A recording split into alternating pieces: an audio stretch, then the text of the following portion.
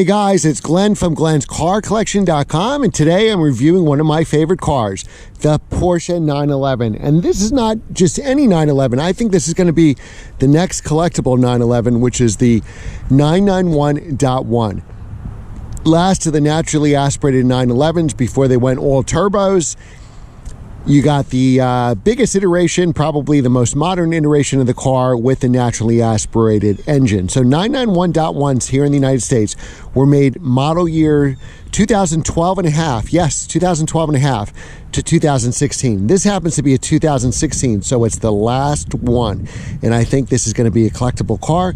And in the video, I'll go through why. So it looks like your standard 911. It's a 991.1. So in 2012, you actually had two generations of Porsches for sale at the same time, just like 2005. So 2005, you had the end of the 996s, you had the 996 Turbo S and C4Ss on sale with the new Carreras that came out for the 997.1s. Following along, you confused yet? So in 2012, there's 2012 model year cars that are the 997.2s, the end of the second generation of the smaller 997, and then what they call 2012 and a half, so 2012.5, but when you look it up on a cars.com or Auto Trader, you probably would just look up 2012, is the bigger car here, which I own one of, a 991. So they were all naturally aspirated engines except for the turbos and the Turbo S's. Again, model years 2012 and a half to 2016. So this is the last year, which probably makes it even more collectible. 2017, like my 911 Carrera, they downsized the engines to a 3-liter flat six and they added 2 turbochargers. So I think this is going to be the next collectible because it is a naturally aspirated engine. The 997's already went up, the 996s, the air-cooled cars. So this will be the next one, I promise you. All right, so you have a trunk and an engine. So the engine is in the back. This is a rear engine. It's not a mid-engine car because we actually have back seats back there. I keep hitting the button on the seat somehow and it keeps adjusting. But this is a 2+2. So you have a rear engine car where the engine is all the way behind the rear wheels here. So you're going to be sorely disappointed. So when I bought my first car, which was a 996 C4S, not my first car, my first Porsche, 996 C4S, my friends wanted to see the engine. I said, all right, but there's nothing to see. And it basically looked like this, and you should have seen the disappointed looks on their faces. The 997s and the 996, you see a little more of the air intake and stuff like that. 991 generation, you don't see anything. So here you can add your fluids. Now, the way to tell the difference from the back on the 991.1s like this, the naturally aspirated and the turbocharged 991.2 that I have, are the direction of these hood slats here. So if they're horizontal, it's a naturally aspirated 991.1. If they're vertical, like my car, and I believe they're black on my car and all the others, then it's a 991.2. It's the downsized 3-liter turbocharged. So back here, for these cars, the 991.1 is naturally aspirated. The base car, originally they were 3.6s like my 993 Turbo and my C4S. They were 3.4-liter engines, flat sixes, for the base, and then the Carrera S is a 3.8 liter, so more torque, more horsepower, 400 horsepower, 325 foot-pounds of torque. Special thanks to DCH Montclair Acura in Verona, New Jersey. Tim has taken a job with the company, and he's going to be running a bunch of dealerships in Florida. He'll be eventually moving down there. So Kareem has taken over. Kareem has a ton of experience, just like Tim.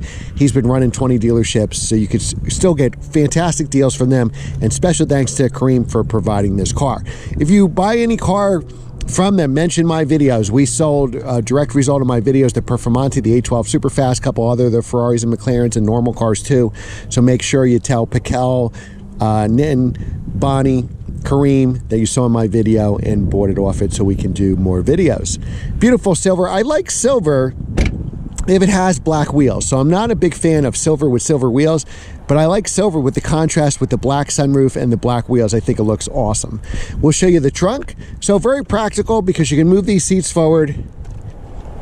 And these are ventilated seats, so they're heated and cooled. Those are options, of course. You could fit toddlers in the back, maybe very small adults who aren't tall. But practical car because you can fit everything here. I can even fit my hockey bag in this front trunk. Now, the all-wheel drive cars, like my 996 C4S, had a smaller trunk. It didn't go as deep, and I don't think it was as wide either because you had the structure from the all-wheel drive. But on the rear drive cars, this is huge. You could probably fit your hockey bag here, maybe take your skates out or your helmet, something that you can't mush down.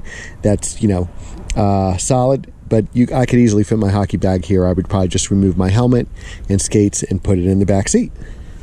Now here to charge your battery, the battery's in front for weight distribution. It's real easy. You just pop this out. I actually hardwired my car, so I have the lead coming out here. The battery is right up here, so no worries, very easy to do. Your jack and your other stuff here are in these compartments. You just pull those out. So very easy to use. And very reliable. What I love about Porsches, it's just so reliable. You could take this car to the track, be competitive, and still come home with zero problems. Before I tracked Porsches, I used to track Corvettes, and all the time they would overheat and all kinds of issues at the track. Not here, not with Porsche. So what car did you buy? Carrera, it says Carrera S. You can put anything on your car. So typically, I think my car says 911 because it's a base. So people usually delete the Carrera because you don't want people to know you bought the base one. But this you don't have to because you already have the S. So everybody knows you got the bigger horsepower, the more motor. Everything is very similar to my car in this car, except for the infotainment. Here was, I believe, a touchscreen. So they don't have Apple CarPlay yet. That came out in the 2017 model year. And again, this car is for sale today at DCH Montclair Acura. You can take it home today. All right, so we got two keys here with the car, and they're in the shape of a Porsche. And we could just put it on the left side. Remember, Porsche used to do the racing. They used to run to the race cars. So the driver would start the car, hop in, start the car, and then put it in first gear and go his merry way. Now here we have, somehow I keep pushing the seat up for some reason here. You have the old steering wheel. The newer ones, you can get the paddles. You can even, a Porsche dealer can retrofit this for you, so no big deal there. Let me just put the air up here so we don't get so much of a blast. So if you have Sport Chrono, you get the Sport Plus button. So my car's a manual without Sport Chrono. So on a manual car, you have to rev match yourself if you don't have Sport Chrono. So I only have Sport, not Sport Plus. Here, on a PDK car, I think a must-have option is Sport Chrono because that gives you Sport Plus, and that's the only way you have launch control. So my car, obviously, it's a manual, but I don't even have rev matching because I don't have Sport Chrono. So I have to rev match every gear, which is fine because all my other cars, like the NSX, the R8, I have to do that, S2000. So I don't want to have one car that rev matches the other cars that don't, because then it spoils you really quick. But PDK, you definitely want the Sport Chrono, so you get the Sport Plus and launch control. Even if you don't use it, you still want it. This is the sunroof controls, shocks, so you can do, this is really more for the racetrack. It does quell body roll a lot, so if I drive aggressively on back roads, I would use that. Sport, and we can even go, you see the engine change, it got a lot louder. Sport Plus, I don't think gets any louder, but it's just going to be sharper. And now what we could do is when we shift, we're going to put it in drive. Parking brake is on the side here, so let's release that. All right, before we drive, just a couple more things. You have heated and cooled seats and 3 versions of that. And obviously your climate control. So all that you have hard buttons really for everything here. It's January, but it's hot. It's like 50 something degrees today. Actually, I'm filming this December 30th, I think it is. So I'm going to use the cooled seat buttons here. But we're going to drive in manual mode. And we're going to drive in, let's drive in Sport Plus. Why not? All right. So what I love about the 911s is they're just so reliable and they're so much fun to drive. So anytime I've ever thought of getting like a Ferrari or Lamborghini, I didn't want to go through the hassle and the maintenance. So we're going to upshift right here. There we go. I didn't want to go through the maintenance and the hassle and the depreciation, so I would just get a 911. And I think the 911s are great. Wow, so I forgot how good these 991.1s were with the naturally aspirated engine. They're nowhere near as fast as my turbo. My turbo base is probably as fast as this S or 4S. I would even think it's faster because you get that turbo shove. All right, so now we're going to come with some twisties. So we're going to put it in manual mode. The car shifts really well. I bet you in PDK we would be perfectly fine because, I mean, the transmission really is telepathic. It's not as quick as the 992 PDK, but it's still a transmission worth having. I didn't like the PDK in the 997s when they came out in the .2s, which was model year 09s. I think it's laggy, and there's some of those are starting to fail now, and they just replace them, which can be very expensive. But on the 991s, I think they really made a great dual clutch transmission.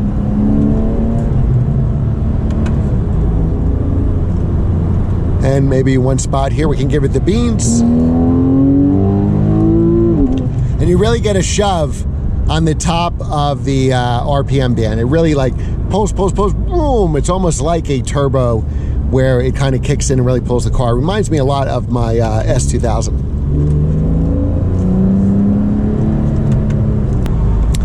All right, so now some of the optional steering wheels, or you can actually have this retrofitted. You can have the paddles on the steering wheel. This has still the, I guess I'll call it the first gen steering wheel, where you could toggle the upshifts and downshifts. So we're upshifting, and then we press the bottom to downshift. So almost like the McLaren could do either way, these could do either way also. You get used to them. At first I didn't like it, but you actually can get used to it. So let's do the S turns again. So I'm just pressing behind the downshift real easy, because this is confusing with the up and down, to be honest. And then we're going to downshift again, keeping your hands on the wheel. Then upshift, so you can stay on the same side. If you want to do downshift here, behind, you certainly can. And do one, downshift with your left behind, and go down here.